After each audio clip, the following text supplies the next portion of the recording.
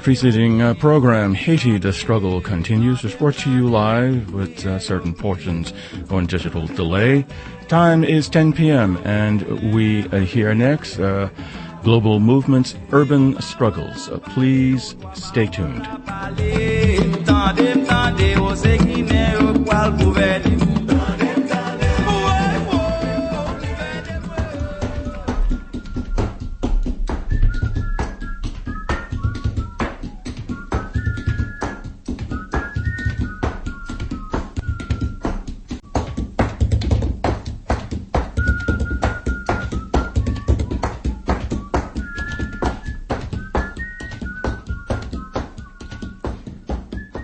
Good evening. This is Adam Carroll with the New York State Interfaith Network for Immigration Reform and active in the Muslim community.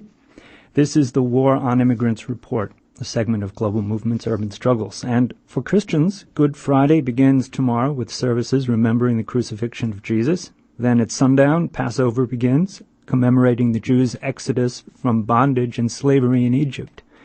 However, though concerned with abusive punishments, incarceration, and oppression, the War on Immigrants report doesn't really focus on the transcendent meaning within human suffering, but looks instead to encourage the struggle for social justice, human rights, and humanitarian service. It's a learning experience. This evening we will consider the disastrous impact of current social policies on immigrants and people of color. Specifically, we'll begin tonight's show with a brief discussion with activist parents confronting the impending closure of scores of public schools, such as Bryant High School, which has been operating in Astoria, Queens for 127 years. And we will also be going on to speak about the education of immigrants in New York City with Dr. Marcelo Suarez Orozco, a noted author of many books on immigrant children and special advisor to the chief prosecutor of the International Criminal Court in The Hague. The second half of the show, we'll speak with Roberto Lovato, frequent writer for The Nation and other publications about political trends among immigrants, especially right-wing inroads among Latinos. All this coming up, but first, as usual, a few brief news items of particular concern. The first item. The immigrants being held in Essex County Jail and facing deportation tell of being locked down in rooms while being denied medical help, of not getting 1,000 calories a day in nutrition, of trying to sleep fully clothed in freezing spaces, of fellow detainees who haven't seen the sun for over 2 years. This is right across the river in New Jersey. These are some of the testimonial details gathered from detainees whose anonymous quotes lace a disturbing report released Thursday by New York University School of Law's Immigrant Rights Clinic. The report, titled Immigration Incarceration, the Expansion and Failed Reform, was released March 23rd. Second item. Last year, the governors of Illinois, New York, and Massachusetts demanded to opt out of SCOM, that's the Secure Communities Program, because it is a program that exponentially increases the number and types of people who end up in deportation proceedings. New Jersey is one of the most diverse states in the nation, ranking 6th in the number of foreign-born residents, and New Jersey Governor Christie also did not embrace the program.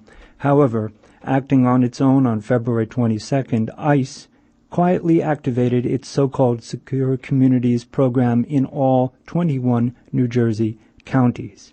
The struggle continues. Time for new tactics. That's for sure. It's a learning experience.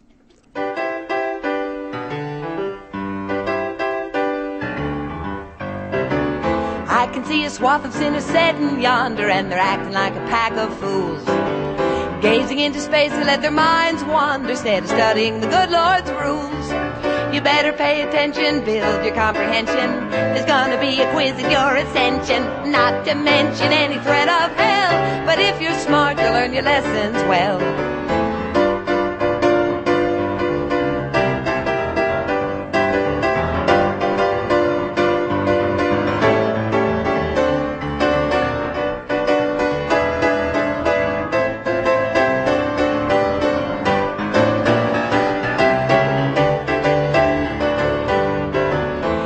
Bright description of the promised land meant you could reach it if you keep alert. Learning every line and every last commandment may not help you, but it couldn't hurt. First you gotta Okay, we're back, and I'm on the phone with Sam Lazaro, a teacher at Bryant High School. Hello, Sam. Hi, how are you? That's Lazarus, by the way. Oh, Lazarus, raising you from the, okay, never mind. But I hope we can raise this school from the dead, and I really am very concerned to hear about it, and I understand that you've been organizing. First of all, what do you teach? I am a history teacher, but I'm also the union of what we call the chapter leader, which is the union representatives at the school. Great, great. Well, I understand that there was a rally Tuesday night. Maybe you can tell me what is the current situation and what kind of support have you gotten? Well, our current situation is we are one of a couple of dozen schools, and that number, by the way, is changing almost on a daily basis at this point. But we are one of a couple of dozen schools that have been slated to basically close, access the entire teaching staff and supervisory staff, and then reopen and bringing in new hires. Now, what did this happen? I will say that bringing in new hires and those in the staff that were there before that would be judged acceptable to bring back. Exactly, right. Very disruptive, and I'm wondering why, Bryant, what happened? There was something about a report card? Well, every school gets a report card, and there are a series of measures that the city has established. And the problem is, there is a complexity to measures, perhaps to explain to a layman, but they are fundamentally unfair measures. I mean, they're a big part of the issue. I mean, in terms of what schools are determined to be failing and what schools are determined to be succeeding are basically based on things like 4-year graduation rates and passing statistics on standardized exams. Right. Well, we know how problematical those measures can be, and I live in Astoria, and so I know it's a very, very high percentage immigrant community. A lot of the students and young people are recent immigrants, new Americans, and perhaps that's a factor without stigmatizing them in any way. Do you feel that, because this show focuses on immigrant experience, do you think that might be a factor here in terms of the graduation rates? Actually, it's very, very much of a factor. One of the standards that we have to meet, and these are federally established standards, and the state and the city has gone along with this very happily, is that every student is supposed to graduate within 4 years, and this includes what we call ELLs, English Language Learners, and those are kids who have recently arrived, most of whom do not know the English language. And research has shown that to learn a language on the level that you would need to achieve a high school diploma and go further generally takes 5 to 7 years.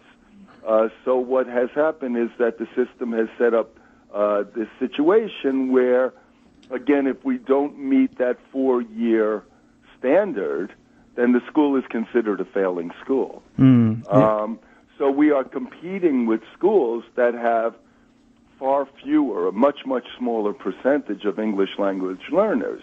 So it's much easier for those schools to meet whatever the set passing rate is, and right now it's around, it's always shifting, but right now it's around 65%. It's supposed to go up at some point to 80%, and believe it or not, the legislation dictates that at some point it's supposed to hit 100%, and if schools fail to hit 100%, they can then be considered failing schools. Gee, is that... that 100% figure, by the way, has been spoken about by the Secretary of Education, Arne Duncan, because even he realizes that somewhat unrealistic. Well, it does seem unrealistic and also, as you suggest, unfair. And instead of more programs for English language learners, you're becoming stigmatized and basically closed down, as if the brand name Bryant High School has no more value anymore. And but I know that there's a lot of support in the community.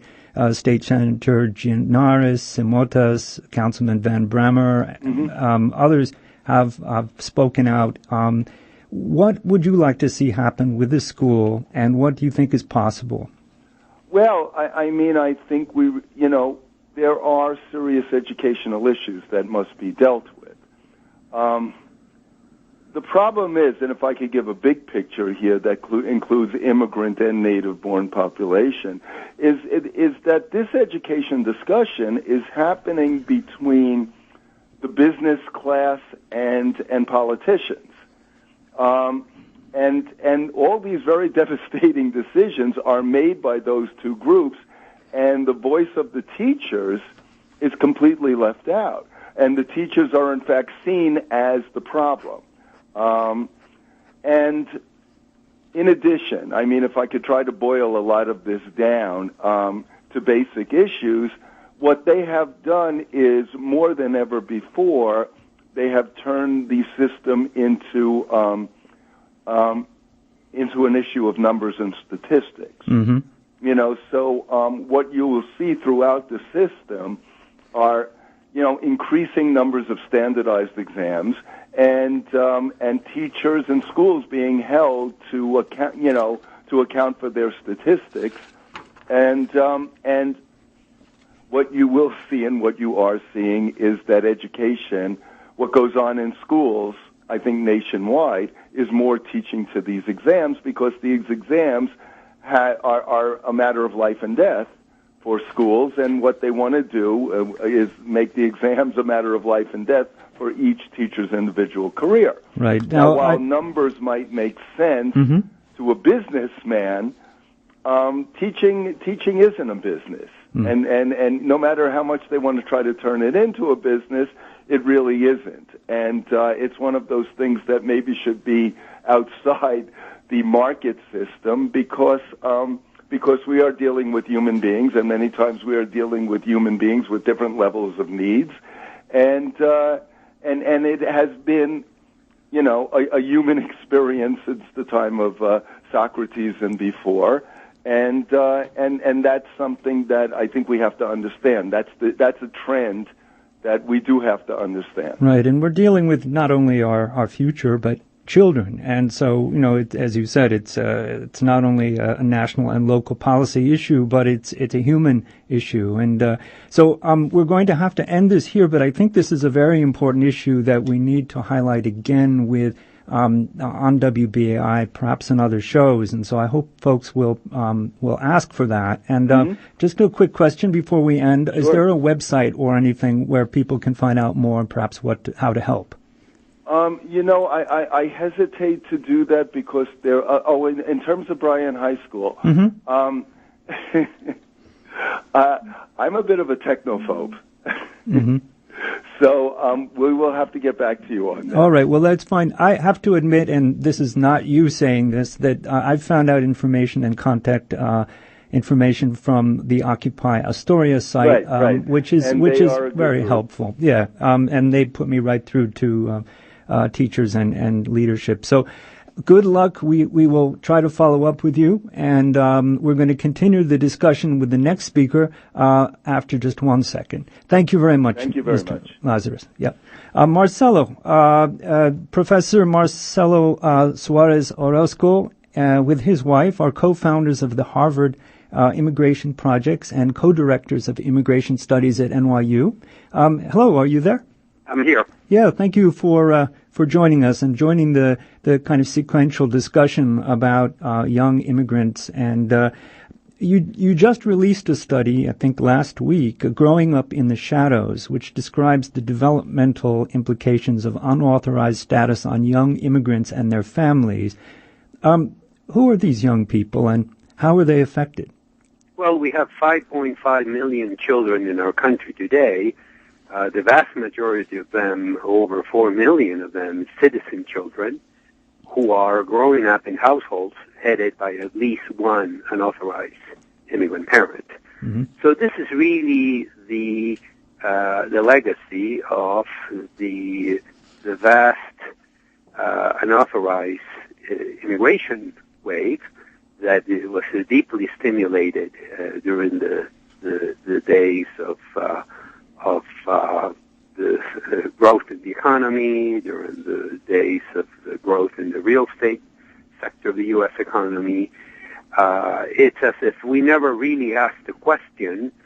These workers are being summoned to do these jobs. What will happen in the long term?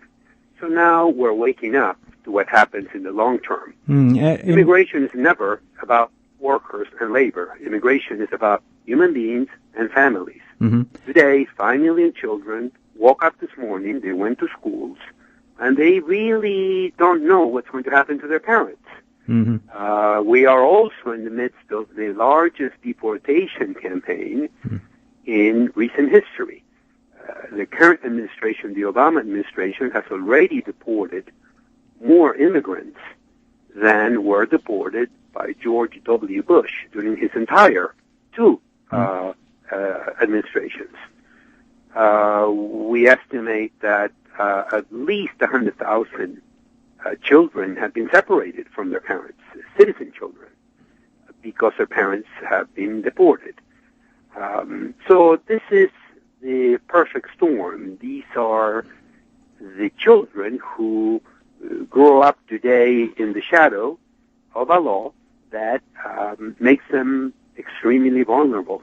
Right, and you had mentioned in one of your writings that the combined expenditure in 2009 for U.S. Customs and Border Protection and U.S. Immigration Customs Enforcement was $14.9 billion, not counting the drones fully operational on our southern border. And, that's money that obviously is not going to our education. It's part of a larger system that it's the way we deal with, as you also wrote in 2010, U.S. has the largest number and proportion of unauthorized immigrants in the world. We are under 5% of the world's population, but we have approximately 20% of all illegal migrants on Earth. That's really a very telling picture of how we deal with migration. So now the young people and their families and communities are paying the price for this. And one of those prices, I believe, is a disparity in academic work, and some of that is reflected in the conversation we just had with Bryant High School teachers, which I think Bryant is one of over 30 schools that are slated to be closed this year. About 41% of all Mexicans between 16 and 19 in New York City have dropped out of school, according to census data. And I understand that the Latino community, especially the Mexican community, has the highest dropout rate. But you have also written about this Latino white achievement gap in the past, how it's changed and shifted over the different decades. But that in 2006, only 63.2% of Latinos, young adult Latinos, had completed high school, compared to 93.4% of whites and 86.3%. I think of blacks, if I'm correct, but maybe you could correct my notes here. So in general, I mean, what the evidence shows is that there is a very, very difficult problem that our schools, and more broadly, I would say our institutions, are having in connecting, in dealing, in servicing, in really engaging these young new Americans and giving them the tools they will need to enter into what is becoming an increasingly competitive, knowledge-intensive economy, where really all the rewards to education are going to be unevenly distributed, and those unable to develop the tools that will be required to engage in the new economy are going to fall behind pay a penalty.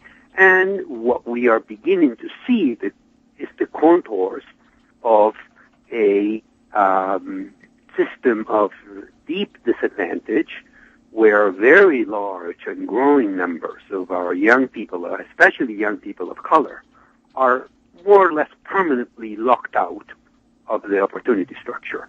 So when you look at the numbers of the kids that are not graduating from high school, then you also need to think what will happen to these kids moving forward in terms of their ability to connect with a labor market that is showing a kind of an unforgiving picture to certain sectors of the population. Are we creating a caste system, basically? Well, I think we are creating a caste-like system of concentrated disadvantage where increasingly populations that are facing the kind of segregation that we've really never seen before, segregation by race, segregation by color, segregation by language, segregation by poverty, and now for these 5.5 million children, segregation by law.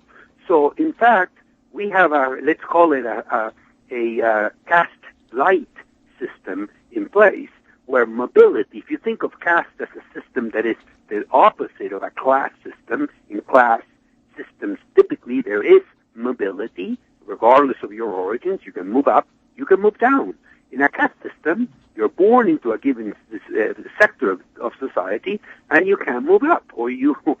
So, in a sense, I think that's an apt metaphor, especially for the kids that are growing up with these issues of legal liminality, where they themselves may be citizens. Remember, of the 5+ million children who are growing up in households headed by unauthorized immigrants, the vast majority, over 4 million of these kids, are citizen children. They're like you and I. They have all the protections, all the rights, and all the duties under the Constitution of the United States.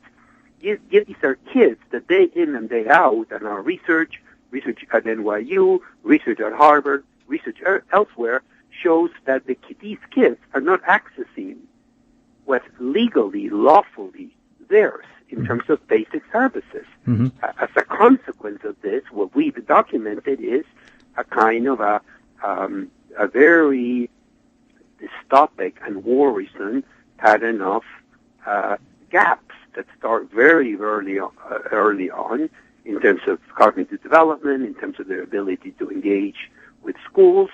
And as the kids grow up and are trying to move into college, large numbers of these kids, we estimate now about perhaps 60,000 a year, are graduating, and they basically have nowhere to go because they don't have the papers to access federal loans, federal grants, if they are ready to make the transition to college. And they can't enter the labor market, by the way.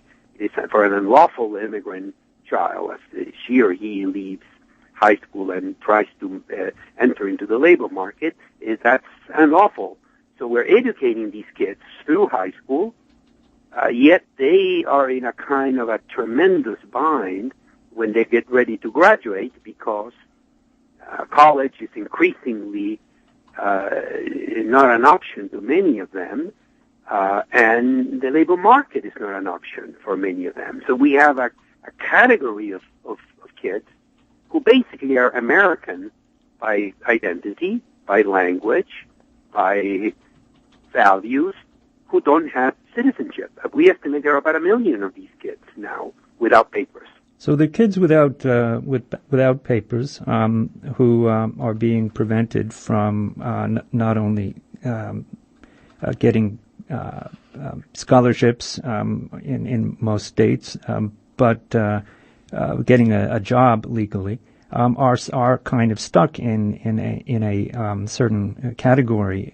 certainly in the shadows, as your paper is called. And for the mixed status families, there are other social disadvantages that keep the kids locked up. And we have met dreamers who are extremely bright and very ambitious and driven, but they too, though they may be valedictorians, are stuck and are sometimes working quite low-paying jobs. So it seems like a terrible trap, punishing the children for the sins of, well, if it is a sin at all. But, it's terribly unjust.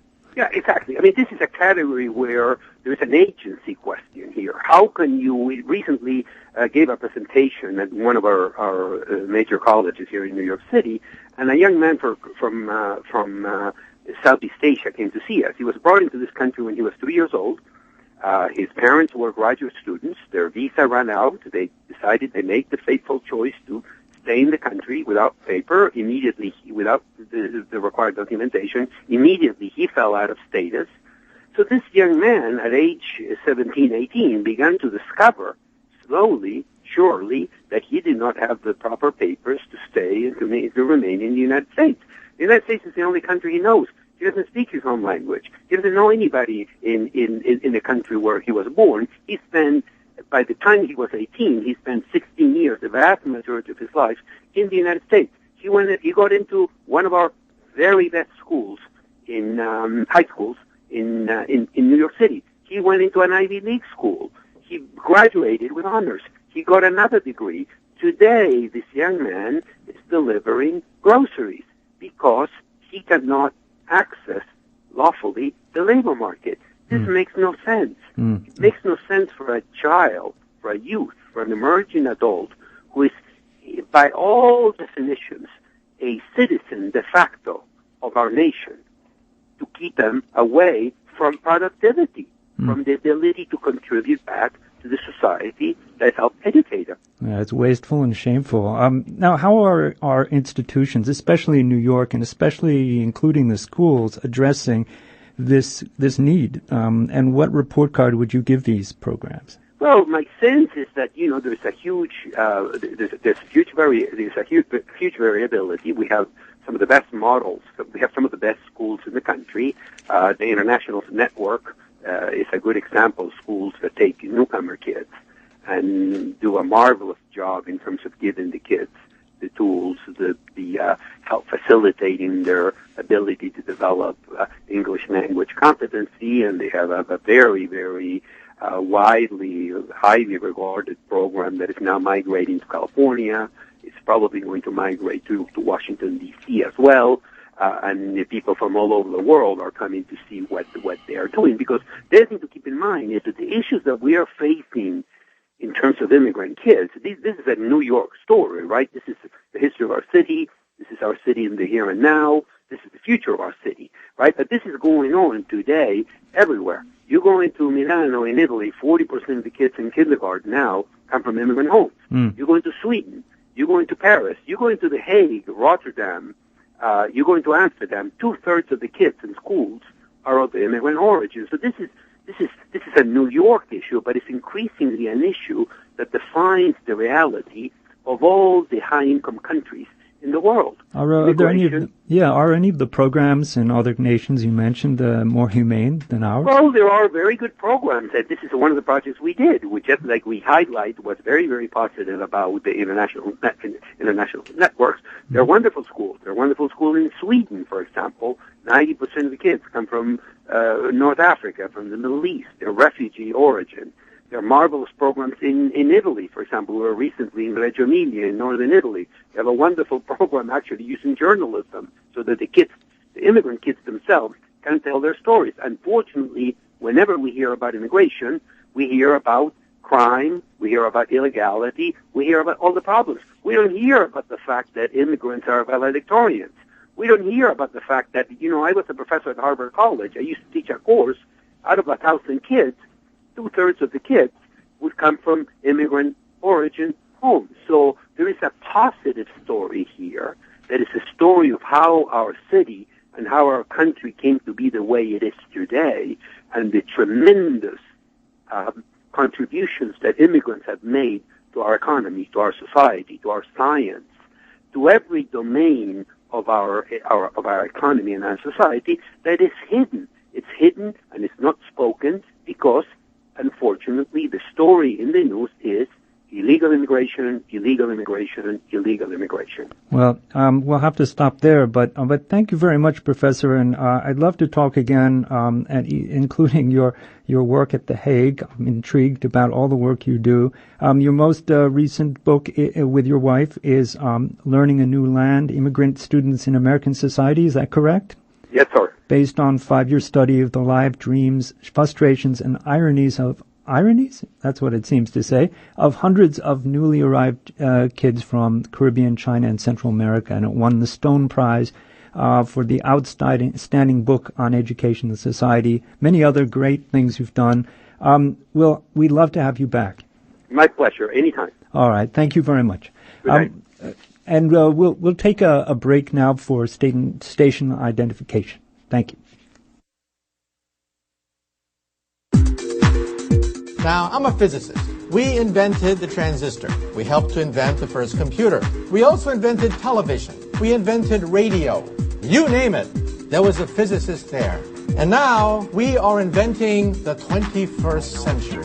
On Monday, May 7th, Dr. Michio Kaku, the host of Explorations on Saturdays at 2, will be having a fundraising event for WBAI, where he will be talking about his New York Times best-selling book, Physics of the Future.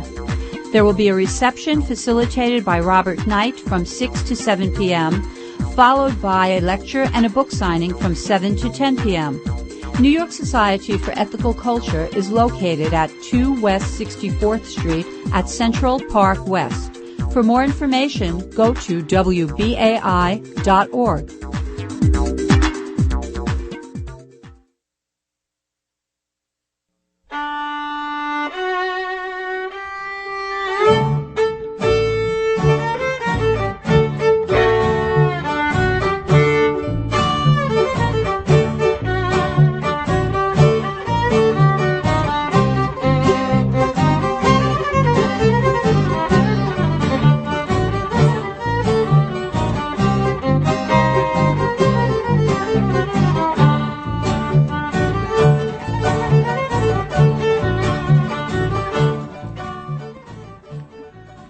Welcome back to the show. This is Adam Carroll from the War on Immigrants Report. And that was a little klezmer to mark Passover, Aziz and Pesach, to all the Jewish listeners. Now, a new report from the Institute for Social Policy and Understanding finds that the American Muslim community can be a pivotal player in some candidates in key swing states like Florida and Michigan. However, as with the Latino community, the current Republican candidates continue to heap hate and suspicion on American Muslims, law enforcement to surveil entire communities, and the media to promote stories based on inflated fears. It is in this context that we must understand the truly bizarre news last week of Zuhdi Jasser's appointment to the United States Commission on International Religious Freedom.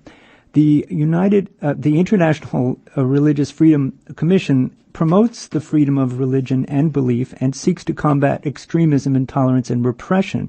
However, Dr. Jasser is a narrator for the infamous film The Third Jihad, a defamatory and bigoted video that depicts Muslims as inherently violent and seeking world domination. Unlike 35 members of Congress, New Jersey Governor Chris Christie, Newark Mayor Cory Booker, and a diverse range of faith, legal, and civic groups, Dr. Jasser has strongly supported the NYPD's spying on the Muslim community and called for increased surveillance of Muslims in their place of worship, business, and universities. Zuhdi Jasser is an extreme example, but there are other community players like Jasser. You bet. Within my own community, I see wannabe Jeffrey Kennedys who dream of playing with big boys and who are easily co-opted, bending over backwards to be good Muslims to please their new masters. Yes, each community needs its insiders, but they need to work without undermining its values by giving in to cynical political horse trading or bowing to the new neoconservative juggernaut. As we saw with public discourse around Trayvon Martin's killing in the U.S., the problem should concern racism, violence, and unchecked expansion of police powers. It should not be about hoodies. Similarly, in France, the problem is discrimination, marginalization, and unemployment, not the burqa or the headscarf. Let's not let ourselves be distracted by trivializing tweets or right-wing spin. It's easy to lose ground in this struggle. pursuing their opportunities, all too often immigrant community leaders and people of color may become distracted even just by their own calculations in playing by the rules of the game. So now, in the second part of today's show, I will interview Nation writer Roberto Lovato on how this dynamic affects another immigrant community and very important swing vote, the American Latino community. This is Roberto Lovato. Roberto is a writer and activist and used to be based in New York and now on the West Coast. Active with New America Media and also writing articles frequently for The Nation. Welcome, Roberto. Happy to be here. Thanks. In 2007, you wrote a very interesting article called, I believe, Growing Up Americano for Public Eye. And, as an activist myself, I'm sometimes wondering if some of our work is self-defeating because we are trying to assist immigrant communities in getting their rights, getting access to services, and being treated as human beings basically in our society. But at the same time, many of our community members are very focused in on assimilation, and the question is assimilation to what? Assimilation to an increasingly problematical society, a right-wing leaning world, and in fact, a lot of the immigrants we work with are, fervent capitalists, and many of the activists are not, and so there's an interesting disconnect. It doesn't mean that we don't want to continue the fight for justice, but it does raise some questions. And so that's why I thought I would reach out, because I understand you've written about the Latino community and certain trends within the Latino community that the conservatism in some of the quarters of the community. And I wondered, you wrote by 2040, a quarter of all Americans will be Latino. Most of the top 100 cities are already majority minority. And this means that, the demographic changes are definitely of interest to the major political parties, and both are courting the Latino vote. The Republicans in this year's election are trying to balance virulent anti-immigrant rhetoric with gathering the Latino support. So this is a question. So looking back first to 2000 and 2004, what was Latino support for Republicans and for the more conservative voices and leaders in our country? What were the numbers?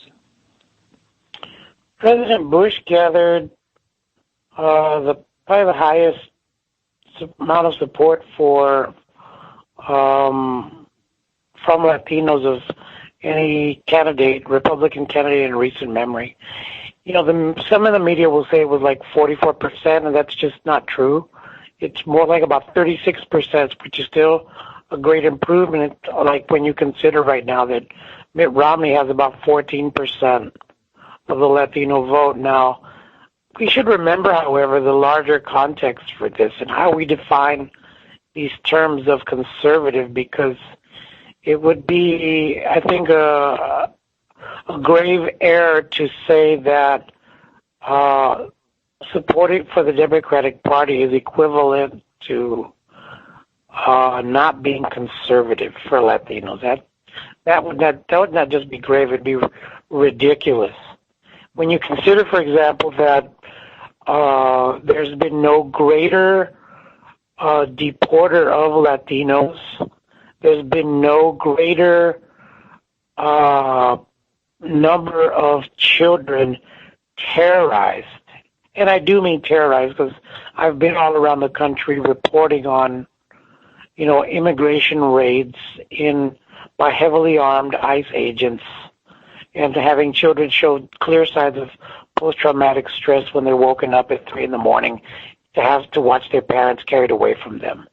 So, in terms of the number of deportations, the number of raids, and the sheer devastation of immigrant life right now, the Obama administration has been one of the worst in U.S. history, the worst in terms of deportation, with 1 million people. So many people will look and listen to the Republican rhetoric that's just irrational and extreme, and then say, well, wow, we have to definitely, the less conservative option is President Obama, when President Obama's policies are the least rational on immigration in recent memory. So conservative is a relative term. Latinos right now are being sought out by both parties. The Republican Party is very seriously considering putting up, for example, right-wing Cuban-American Marco Rubio, who is against the DREAM Act and who doesn't support comprehensive immigration reform, but who supports the most anti-Latino and anti-immigrant immigration law in the country, the racist racial profiling law, SB 1070 in Arizona. So, it's really complicated because President Obama mouths support for the DREAM Act but does nothing to make it happen. He mouths support for comprehensive immigration reform and makes nothing happens. And he actually, for his support for extreme policies like a policy called Secure Communities, which has nothing to do with security or communities except destroying them, destroying communities and security,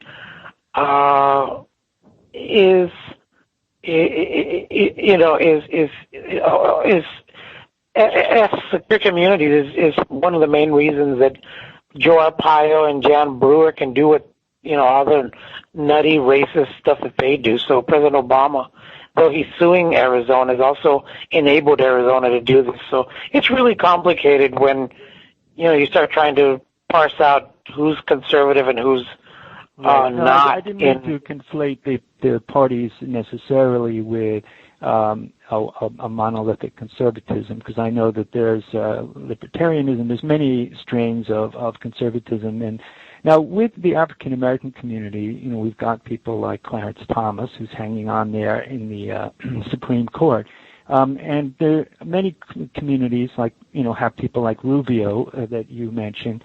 So in general, in your 2007 article, you mentioned some of the social causes, I suppose, or supportive factors for an increasing conservatism, meaning the Catholic Church, the Evangelical Church, the involvement of Latino community in the military, and also in the criminal justice system, which is quite interesting, both as prisoners and as guards. And I was wondering if you could recall some of the numbers around both the military and the criminal justice. Well, the Pentagon, I've written in other articles about how the Pentagon cannot meet its deployment objectives in the future without having a military that is about 25% Latino. So in other words, the empire will fall unless it has young Latino bodies to serve it in the military. And so they're spending billions, and not millions, but billions of dollars to capture these young bodies in their schools. As early as elementary school, they are recruiting young Latino kids with these kind of hush puppy militarism, I'd call it, where they're targeting young people with kind of like Boy Scout militarism. They also, ICE, Immigration Services and Customs Enforcement itself has programs going into high schools. They force militarism anywhere they can through the universities. You can't get money from the federal government if you're a university that doesn't allow ROTC on campus The DREAM Act itself has a core component of it that's service in the military is one of the ways you can get legalized. Right. And I remember so you mentioned that the Samuel Huntington a quote in your article about almost suggesting that war is necessary in order to strengthen identity formation for these Latino Americans. It was a troubling quote, and with billions behind such sentiments, that is something that we might want to be addressing in our activism. But as far as the criminal justice system, I recall that you had mentioned that the number of Latino guards increased 13% between 2000 and 2003. And, of course, the number of prisoners have also increased to, I think, in 2005 you had said 20% or just over. I don't know if you have any updates to these numbers.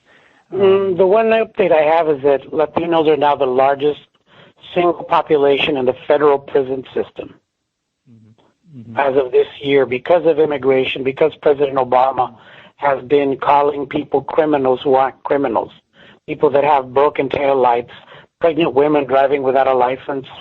These are the criminals that President Obama is jailing in unprecedented levels, more than 1 million people, the majority of whom are non-criminals, but they're being labeled criminals by the Obama administration. And so that's also leading...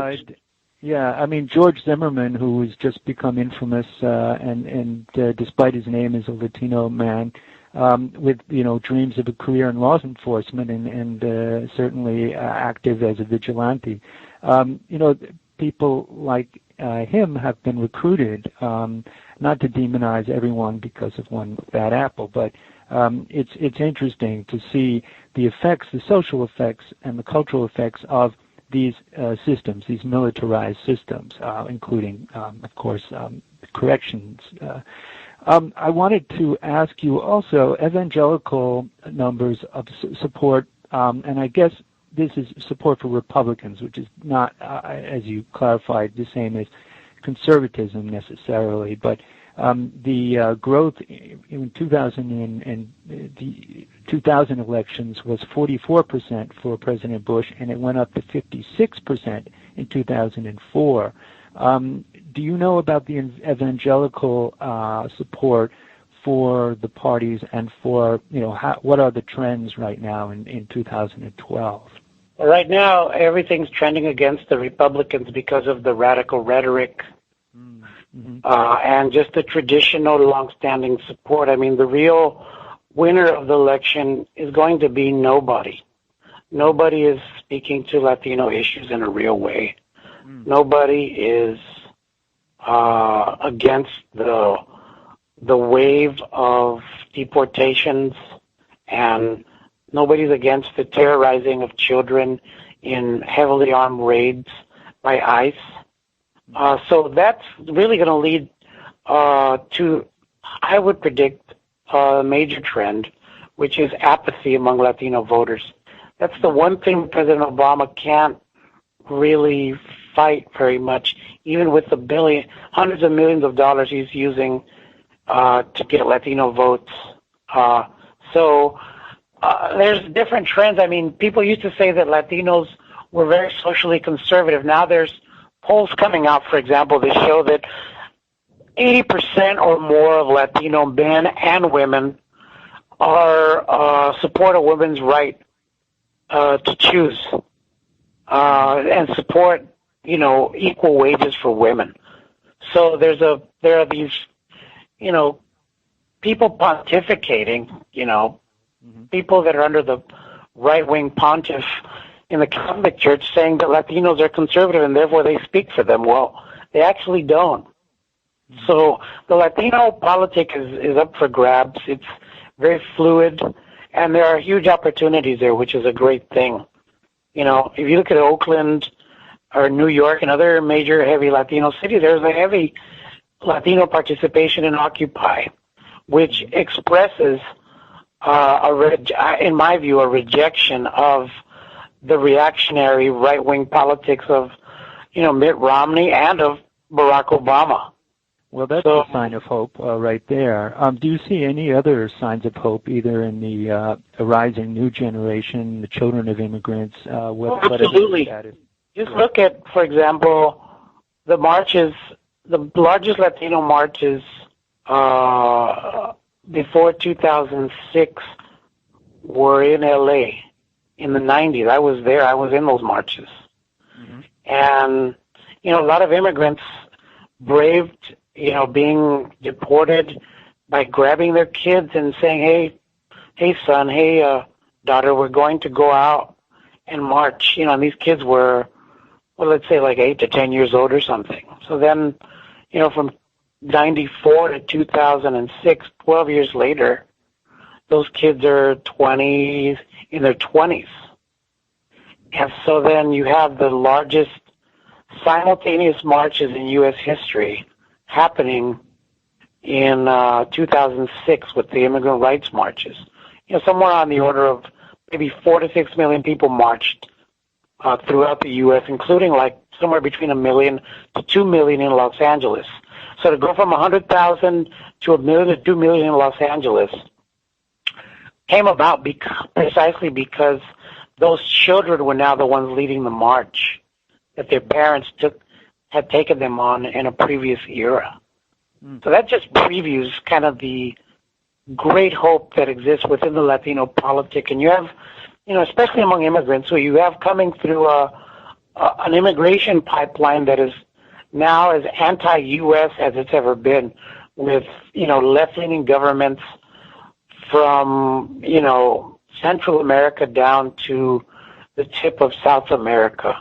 And so people passing through that pipeline, immigrants, are not coming with as right-leaning a political culture as they were even as recent as the 90s. Latinos are among the most impacted by not just immigration, but the economic, the astonishing loss of wealth, among Latinos is only equaled by that lost by African Americans in the United States since about 2008. So there are a lot of these are the roots of what I believe are a different Latino politic and a different U.S. politic. I think some of us are talking about we're entering an age of a new country. The reason they're putting National Guard and putting up walls at the border is because the border doesn't exist. The border is a fiction. It's not real. The land wasn't born with it. And Latinos are very clear about that, especially when you see that corporations violate and destroyed the border long ago. So we're entering a borderless age, and many of us believe that the United States, in no small part because of Latino, is going to be born again into a country called the United States of America, but with an accent over the E. Well, to finish up, because I know our time is limited, I had initially thought, coming into this conversation, that all those 2006 marches, they didn't change any laws. They did result in a reduction of support for the Republican Party, which I thought was probably a good effect. But at the same time, you're talking a lot about the third way politics, the idea that the border is a fiction, and the really sidestepping around a lot of the claims that the government makes, whatever party is in control. And so that's an interesting whole area to explore, and I'm glad you brought it up. I think that as we move forward, how nimble the community will be and how clever in surmounting these illusionary barriers. Of course, there's nothing illusionary about being locked in a jail, so we do need to keep fighting against detention. But I appreciate your coming on. And is there anything that you wanted to recommend to the listeners in terms of action? Well, Occupy never died. And, I obviously want to encourage people to continue to engage as the spring comes upon, and to be discerning and to be critical, because, there's some who want to make out of Occupy a brand, a label. So, walk the walk, don't buy the T-shirt, basically. So yeah, walk the walk. There's much to do in our neighborhoods. We're going to have to be more self-sufficient than ever. It's not a survivalist mentality, but we do need to hunker down the institutional and cultural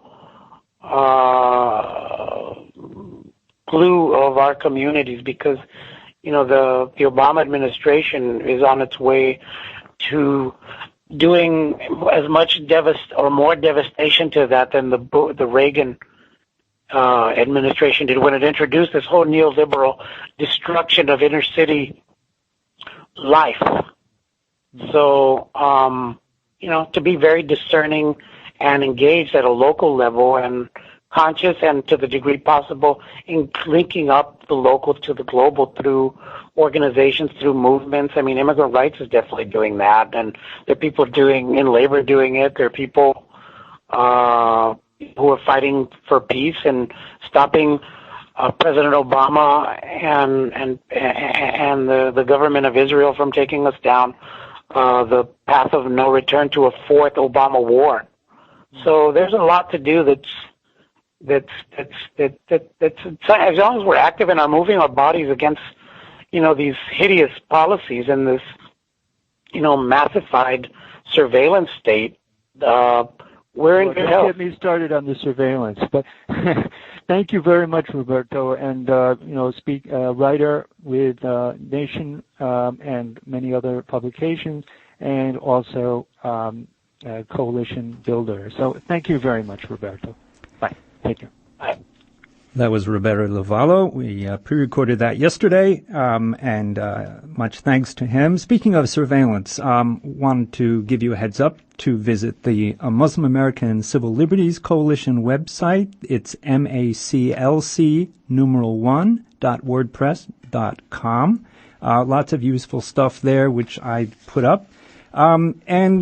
So we're still here, trying not to be divided by either identity politics or the powers that be, to be AI or not to be, back in the house that Bates built, not yet publicly traded entity, whether 'tis nobler in the mind to suffer the slings and business plans of outrageous premiums.